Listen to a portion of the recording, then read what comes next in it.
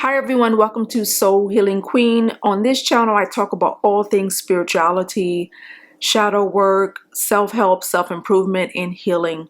And something I want to discuss today is talk about all of the layoffs and what does it mean from the spiritual perspective, and what is the best and why now is the best time for you to find your path, discover your purpose, and start living through that.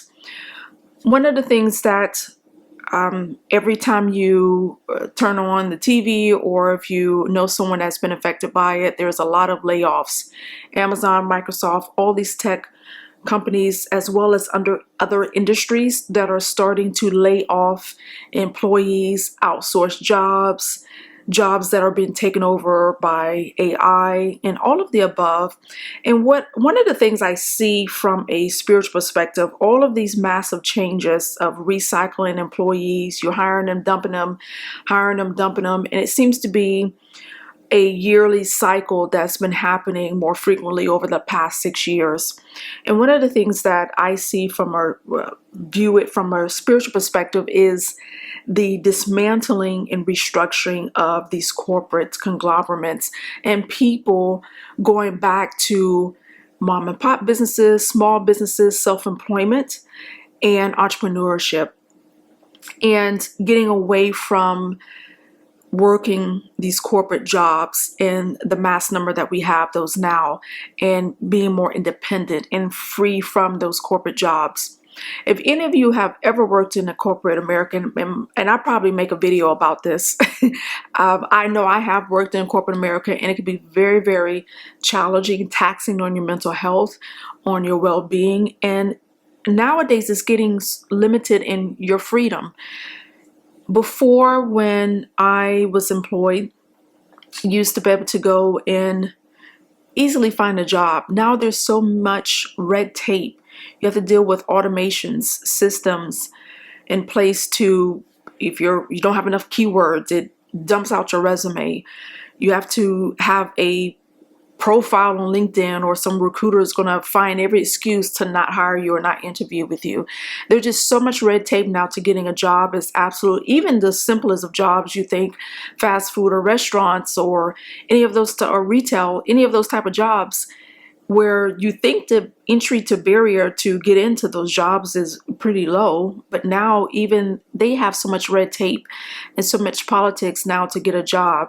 And when I see all of these companies laying off these employees and outsourcing the jobs, replacing them with AI, and going through these restructure, I see an opportunity for many of you that have been affected by those layoffs, or you know someone who has, can use this opportunity to go within yourself and find your path, find your purpose, and find what makes you happy.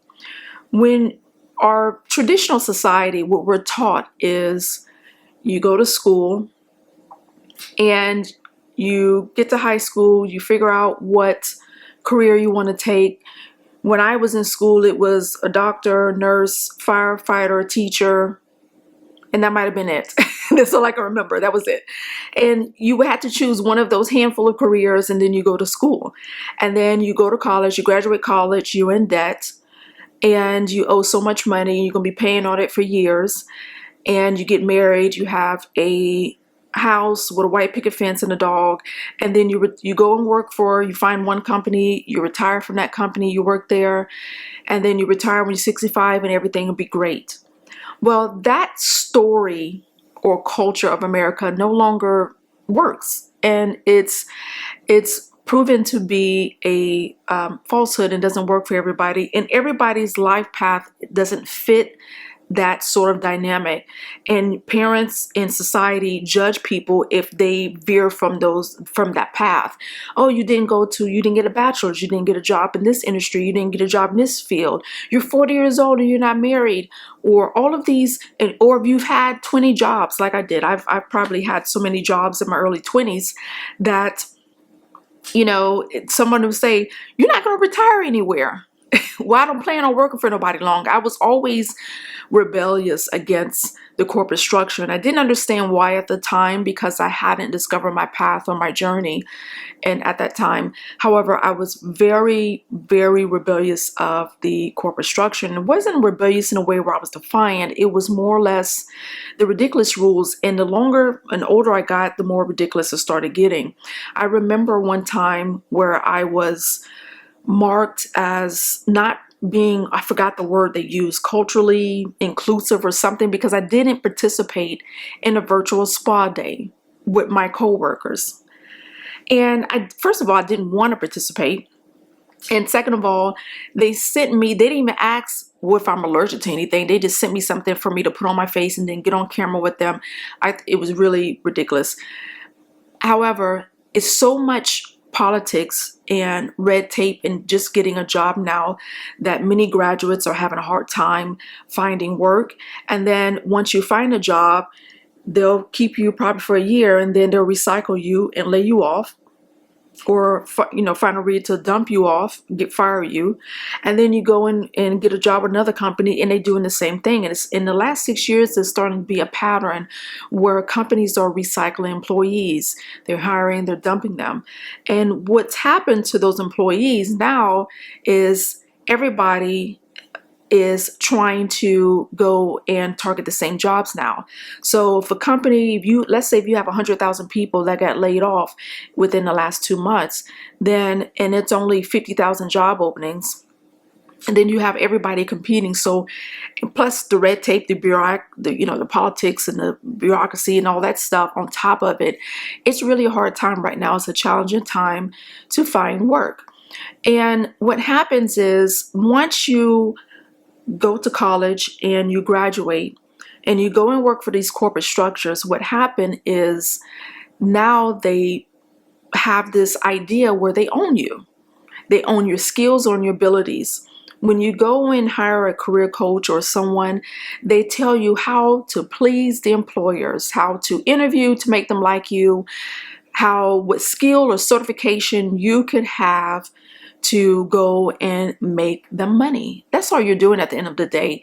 Everybody that works in corporate America, I don't care if you're a janitor all the way up into a manager at a fast food restaurant, everyone is hired to make money for the very few at the top. And who are the very few at the top? Stakeholders, people that are invested in the company, the executives that make high 6 figures or sometimes 7 figures a year. And that's really what matters. Customer service is just about gone or non-existent. Quality of products has gone down. The cost of things has gone up, but the pay has stayed the same. So what does that mean? The gap between corporate and the employees, or capitalism and everyone else, is getting wider and wider and wider.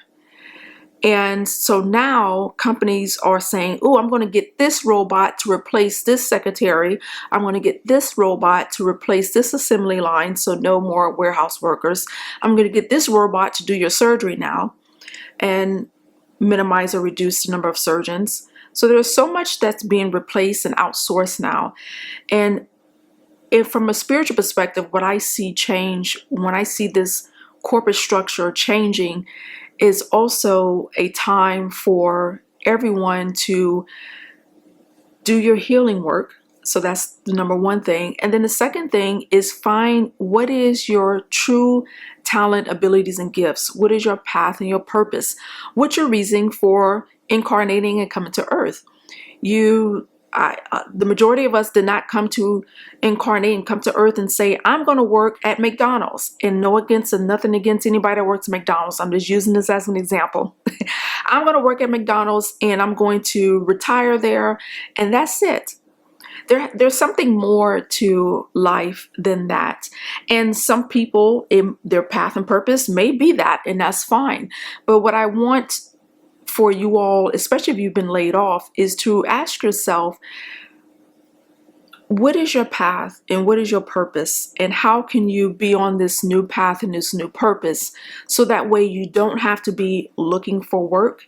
You don't have to be at the mercy of corporates. If they don't like your hair color, if they don't like your name, if they want to outsource your job overseas, if they want to replace you with a robot, if whatever it is, you're not at the mercy of corporate, and you're sort of chasing a carrot, and you're constantly worried about how you're going to eat, how you're going to sleep, and how you're going to put a roof over your head. Now, there's some things that I also recommend to change your mindset structure to help you in finding your path and purpose. If you don't know what it is, ask spirit, ask source, ask your spirit guides, ask the psychic, ask the person at the flea market who does the little palm reading or whatever it is. Ask, in your dreams before you go to sleep, ask spirit, whatever it is, for you to discover what your true path and purpose is. And generally it's something that you like doing it and you're good at. And my clients, when I coach in my coaching business, sometimes I'll let people know, or I'll give them idea about the type of field and environment, the work that would be suitable for them.